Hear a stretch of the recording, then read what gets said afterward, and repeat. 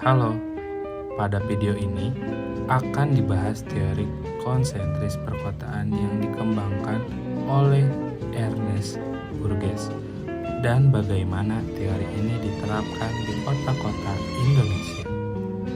Teori ini menjadi salah satu kerangka penting dalam memahami struktur dan perkembangan kota.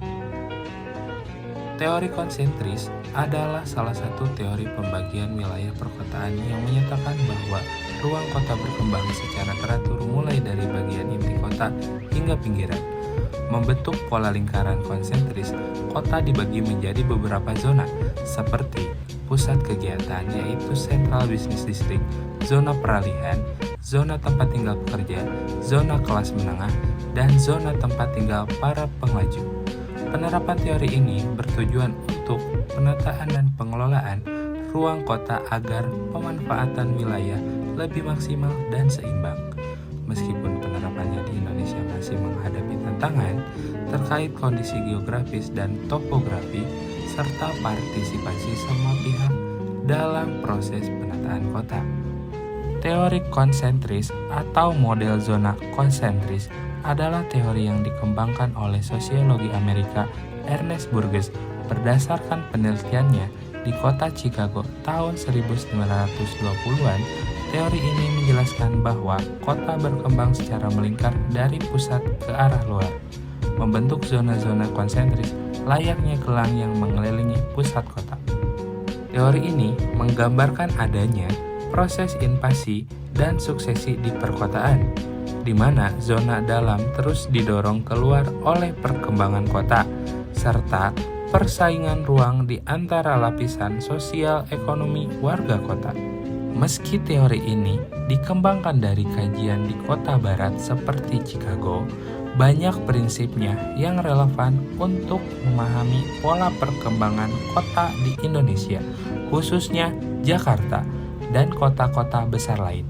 Di Jakarta, pusat bisnis dan pemerintahan berada di wilayah Central Business District seperti Sudirman dan Tamrin. Zona transisi terlihat di wilayah berdekatan Central Business District, di mana ada percampuran antara industri ringan dan pemukiman padat yang seringkali berwujud kampung atau kawasan pemukiman kumuh.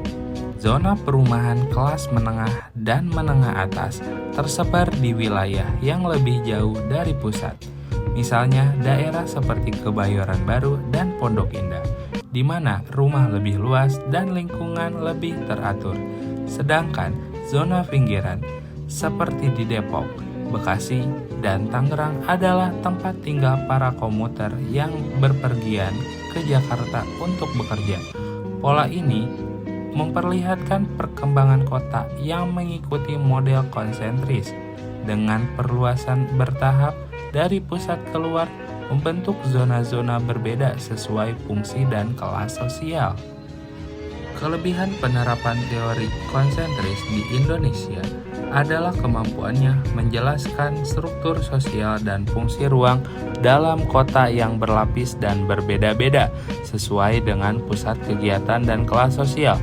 Namun, ada keterbatasan karena kondisi sosial, ekonomi, budaya, dan kemacetan atau hambatan topografi. Berbeda dengan kota-kota di barat, misalnya urban sprawl, dan pertumbuhan pemukiman informal di banyak kota Indonesia tidak selalu teratur dalam pola konsentris. Selain itu, faktor transportasi publik yang masih terbatas menyebabkan pola perkembangan kota tidak murni melingkar, tapi bisa memanjang mengikuti koridor transportasi utama.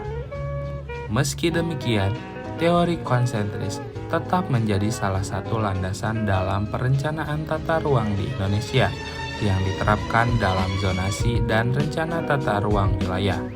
Kedepan, dengan pengembangan konsep smart city dan teknologi transportasi, pola kota di Indonesia diharapkan dapat lebih terorganisir, menjadi keseimbangan antara pusat bisnis, pemukiman, dan zona hijau menciptakan kota yang lebih berkelanjutan.